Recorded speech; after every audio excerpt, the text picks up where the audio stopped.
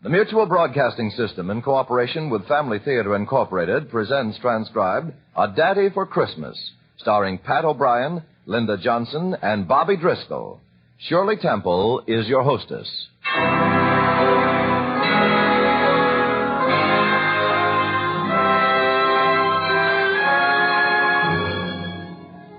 More things are wrought by prayer than this world dreams of.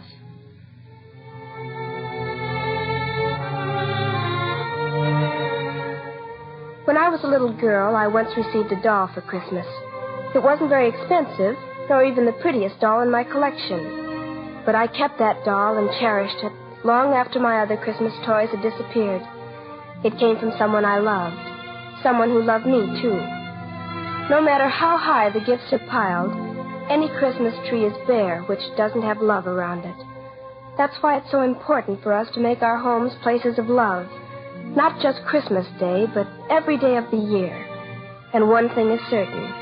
Love is always present in the home, where daily family prayer is a practice.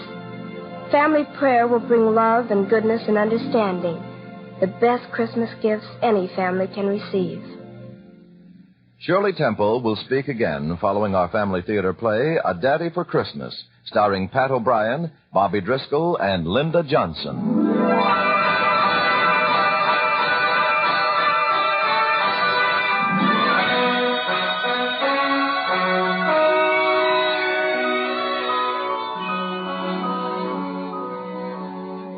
Most people look on Christmas as a special occasion.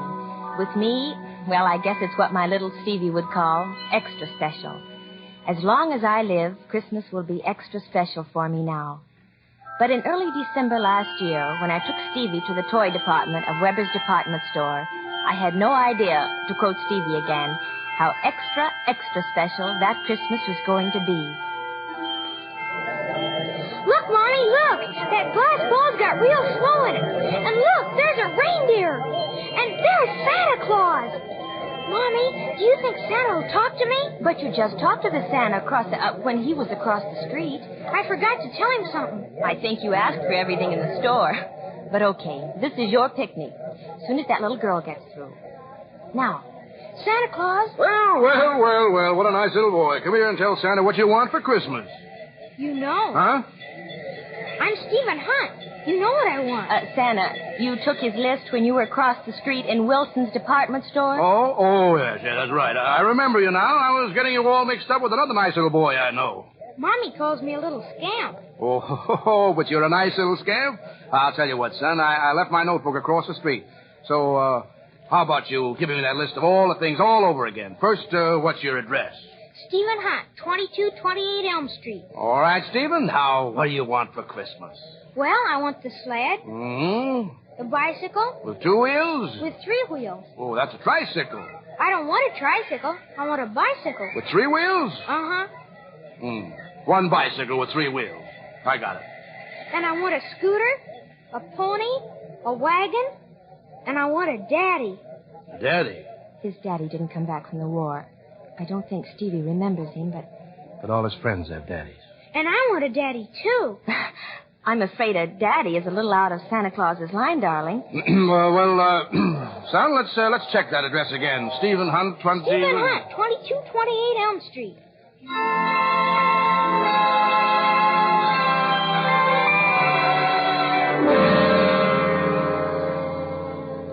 It was a lonely Christmas Eve for Stevie and me. Christmas away from my folks and my late husband was just a bit hard to take. But my job as secretary in a lawyer's office didn't allow me time for a trip home. Stevie and I lived in a made-over 2-room apartment in one corner of a family dwelling with an entrance off the driveway. Mrs. Rawson, my landlady, who took care of Stevie when I was at work, was visiting her daughter's family that evening and over Christmas Day. Stevie and I were alone. Stevie kept rearranging the few wrapped packages at the foot of our little Christmas tree. All right, Stevie, off to bed. I said to bed, not to the window. I'm looking for Santa Claus. Now get to bed.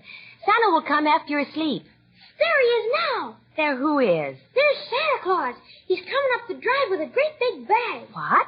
Here he comes. Here he comes. Stevie, what on earth? Merry Christmas! Merry Christmas! Santa Claus! Santa Claus! I told Mommy it was you. What'd you bring me? It is Santa Claus. Oh, please, lady, don't tell me you don't believe in Santa Claus. I'll believe anything now. What'd you bring me? What'd you bring me? Well, now, wait. Let me put my bag down first. Oh, what are you doing here? Well, I was just flying by on my reindeer, my sleigh, when I saw what a nice Christmas tree you had and decided to drop in. Well, I couldn't find a chimney on this side of the house, so I decided to use the door. Where's your reindeer? My reindeer. I sent them back to the North Pole to pick up some more toys. What'd you bring me? Well, let's open my bag here. See what we got for Stephen. Well, a bicycle with 3 wheels. Oh, Mommy, look. Santa Claus remembered. Can I ride it? Can I? It's got a bell. It's got a bell. Mommy, what's the matter? Nothing, honey. I'm just happy because Santa Claus remembered.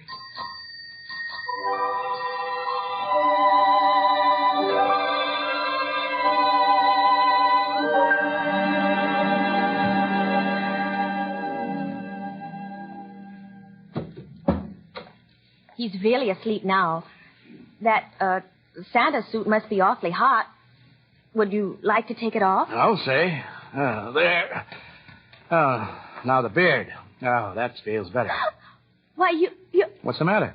You're a young man. Is that bad? No, but I just thought Santa Claus was older. I mean... You mean you thought Santa Claus was older? Well, I hope you're not disappointed. My name's Joe Regan. Pleased to meet you, Mr. Regan. Won't you... Joe. Won't you please sit down? Ah, thanks. Now, tell me, why did you do this? Not that I don't appreciate it, but... I had to. After all, I'm Santa Claus. And a swell little kid with a pretty and nice-acting mother comes up to me and says, Santa, I want a bicycle with 3 wheels. Well, what kind of a Santa Claus would I be if I didn't come through? But why Stevie? There must have been thousands of boys and girls who asked you for presents. Why Stevie? Well, maybe it's because he asked for something different. He said he wanted a daddy for Christmas. Oh, no. That's going too far, Joe. I mean, Mr. Regan. Oh, no, don't get me wrong. I'm afraid Stevie won't get his daddy for Christmas. Maybe by Easter? You don't think... Oh, no, of course not, but already I like you a good deal. Well, I like you, too, but... We sound like a couple of kids. A couple of nice kids, I'll have you know. Joe, you're crazy.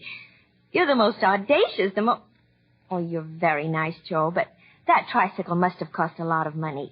You'll have to return it. I won't take that bicycle with 3 wheels away from Stevie. You do it. Oh, no, I couldn't. He already loves it.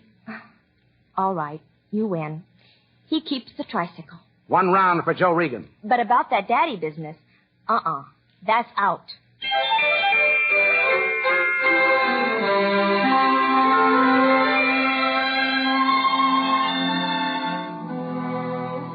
But it wasn't out. Joe kept coming around, sometimes to see me and sometimes to take Stevie, who adored him, for an outing.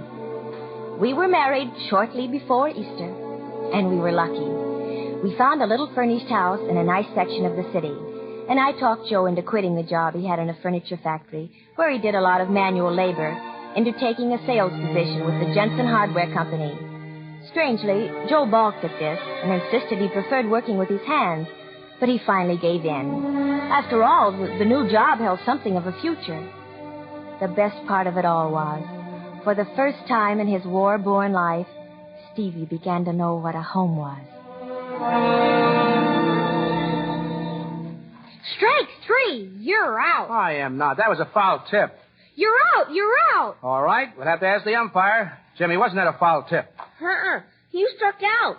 1, 2, 3, you're out. Oh, you kids are ganging up on me. It's my bat. Stevie! Dinner! Hear that, Stevie? I want a bat first. No, can't keep Mother waiting. Last one of the house is the monkey's uncle. So long, Jimmy. So long. See you in the morning. Hey, you got a head start. I beat. You're a monkey's uncle. Hello, Mommy. Daddy's a monkey's uncle. Hello, darling. My, you're getting harder to pick up every day. Well, how about it? Doesn't the monkey's uncle get a kiss? Better.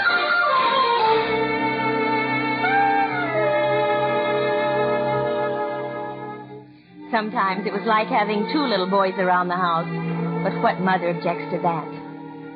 There were other times, however, when Joe was more than a little boy to me. Much more.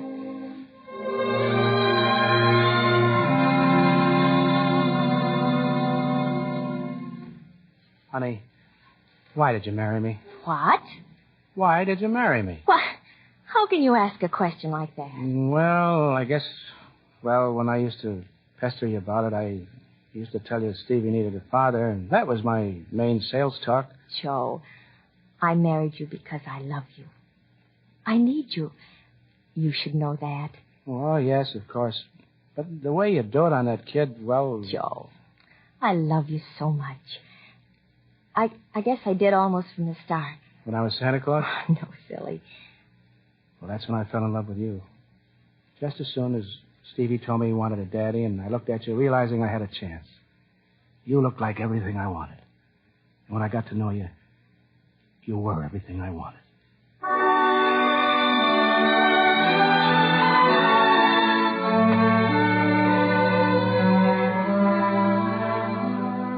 And Joe was everything I wanted.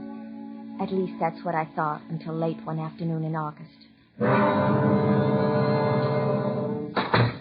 Hello, Mary. What's the matter? Joe, the lights won't go on. They're on next door, and I checked the fuses. Joe, you didn't forget to pay the bill. I'm afraid I did forget, honey. I didn't have anything to pay it with. I thought they gave you a second notice. But, Joe, we budgeted. Why didn't you have anything? I was fired last Thursday. The boss didn't think that You haven't been working a week and you didn't tell me? I'm sorry, honey. I didn't want to worry you. But you've been leaving the house the same time every morning. I didn't want you to know until I got something new. You seemed to take it for granted I was doing so well. I just didn't want to worry you, that's all. No, don't do anything to worry me. Just have the light company turn off our lights without notice. I'll have them on again tomorrow. But how? I said I'd have them on tomorrow, and that's enough. Don't speak to me like that. Well, stop putting me through a third degree. Now I suppose you want to know why I got fired. Well, it's because I'm a lousy salesman, that's why. You're the only one who thinks I'm a personality kid. Don't worry, Joe. You'll get something better, something with a real future.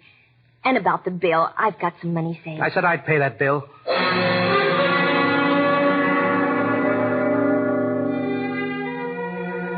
He paid the bill all right by pawning 2 pieces of his very fine leather luggage. That was our first quarrel.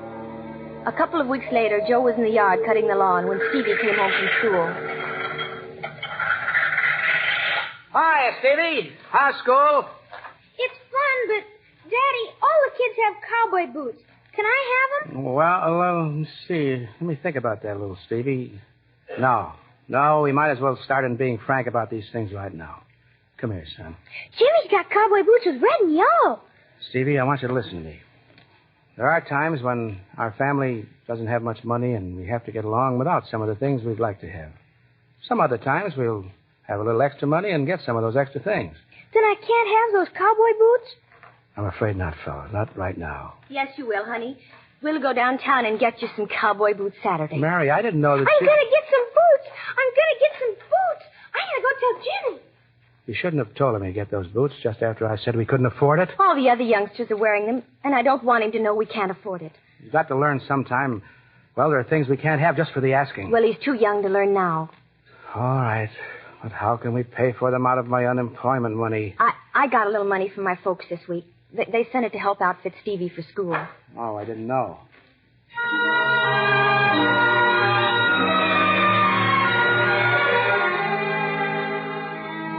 The way his shoulders drooped when he turned for me to walk into the house. I wanted to run after him and cradle his head in my arms like I do my other little boy when he's hurt. But I didn't. Weeks passed and Joe couldn't seem to find a job. At least not the kind I wanted him to have. But, Mary, every time I think I can get a job, you say it isn't suitable. What do you want to live like anyway? Joe, it's not me I'm thinking of. I just want to be sure Stevie gets all the things he needs. I see. I'll keep looking for the career job so Stevie can get all the things you think he needs.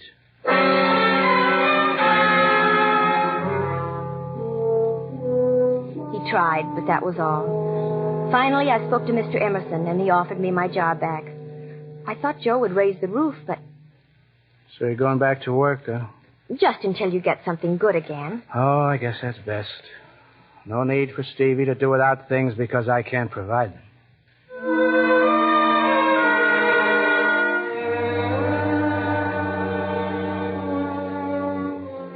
That's all he said. Somehow I'd have felt better if he'd objected, even insisted I didn't take the job. So I returned to work for the first time since we were married. The third evening after work, when I came home, the house was strangely quiet. Joe! Joe! Stevie! Stevie, honey, what's the matter? Oh, Daddy. What about Daddy? He went away, took all his things. Oh, no. No, Stevie. Honey, did he leave anything? A letter from Mommy? Oh, here it is on the table. Dearest Mary. I know you'll think I'm a quitter and despise me for leaving this way, but it's going to be hard enough saying goodbye to Stevie. And I'm afraid you might change my mind, and we'd all be worse off. I can't stay. Can't, Mary, because I can't be the things you want your husband and Stevie's father to be. I'll never do big things. In fact, I don't especially want to. I don't want to be anything more than just an ordinary guy. Bus driver, mechanic, something like that. That's the whole story. Goodbye, and good luck. And if by some strange chance I do get ahead, I'll try to make up for this. I promise. I'll love you always. Joe.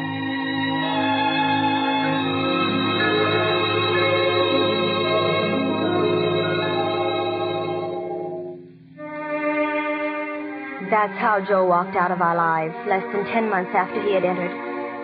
At first, I didn't see how I could bear it. But life must go on. And then, of course, there was Stevie. I've written all Joe's relatives, all his friends. They haven't heard from him either. Poor Stevie. He's tried to keep up a brave front. But many times at night, I hear him crying himself to sleep. Sometimes, at first, I cried in bed, too. Then I started telling myself, at least this way, Stevie won't grow up under the influence of a father utterly lacking in ambition. And I got some satisfaction in knowing that when Jimmy Webster got a fur-lined aviator cap, my boy got a fur-lined aviator cap, too. That is, I did until last Saturday, when Jimmy came over to our house. You make swell cookies, Mrs. Regan. Thank you, Jimmy. You'll get some soon as they're finished. When's Mr. Regan coming back? I don't know. Jimmy, does Stevie talk about him much? No. He don't talk about him at all. I wish he was my dad. Jimmy! I guess that's wrong, but Mr. Regan always played with us kids.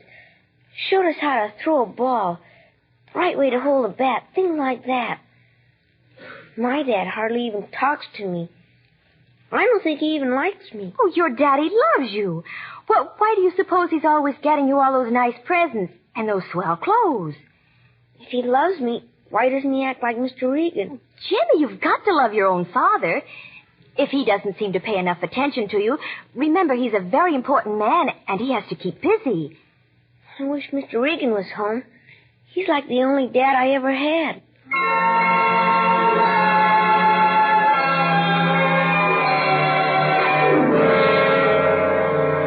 It was then I finally realized the terrible thing I had done to my Stevie and to Joe. And I'd had the nerve to nag him for not giving Stevie the things a father should. I'd even held up Jimmy's father as an example. Poor Joe. He must be feeling lonely, too. I suppose he was a department store Santa Claus again this year. Somewhere. Wonder what he's doing tonight. Christmas Eve. I could almost scream the way Stevie keeps looking out the window.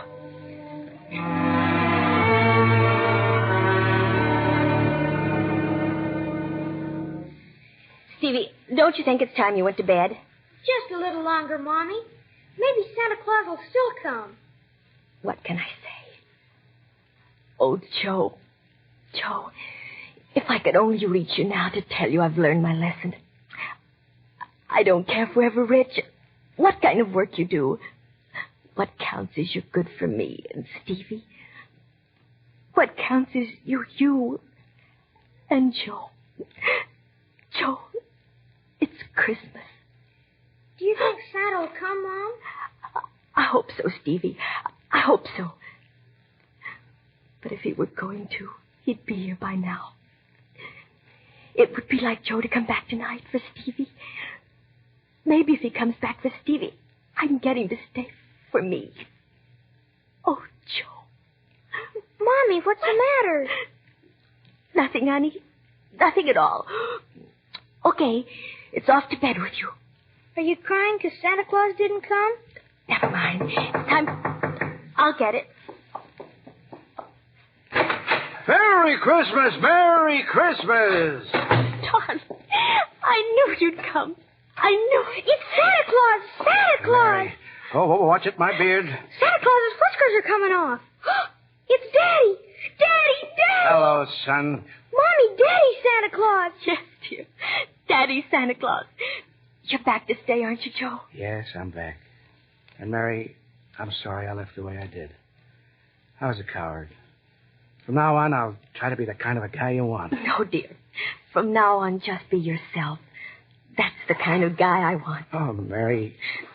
Oh, enough of this mush stuff. I gotta go about my business. Stevie been a good boy? Perfect. Just like his daddy. Well, that's too bad. Well, let's see what we got here. Ooh, a racer! With big rubber tires. Thank you, Santa. Daddy. What is it, fella? I know where you've been. You do? You've been up at the North Pole making toys. You know, I couldn't have thought of a better explanation. That's the only one I ever want to hear.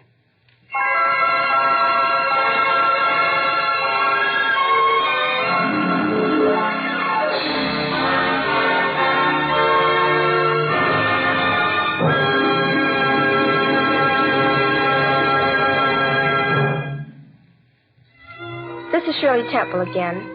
You know, poets often have the gift of expressing our feelings far better than we can ourselves. Here is a poem I think you'll like. It's called The Flight of Prayer. Who knows what wonders happen when we pray, what forces stir, what golden blessings run toward us on glad feet each time we say, in all sincerity, Thy will be done. We cannot follow with our mortal sight the flight of prayer. We cannot hope to chart its secret course. But suddenly a light dawns and the weight is lifted from our heart. For prayer has powers that we know not of to heal and comfort, to provide and bless. All the resources of eternal love move to sustain us in the hour of stress, clothing us safely round with life and power in even the darkest and most urgent hour. Thank you for being with us, and God bless you. Our thanks to Pat O'Brien, Linda Johnson, and Bobby Driscoll for their fine performances, and to Jack Lyman for writing our play. Max Terr scored and conducted the music. This transcribed production of Family Theater Incorporated was directed by David Young. Next week, our Family Theater star will be Margaret O'Brien in Blessed Are They. Your host will be Dick Hames. This series of the Family Theater broadcasts is made possible by the thousands of you who felt the need for this kind of program and by the Mutual Broadcasting System, which has responded to this need. Be with us next week at this same time when Margaret O'Brien and Dick Hames will star on Family Theater. Tony Lafrano speaking.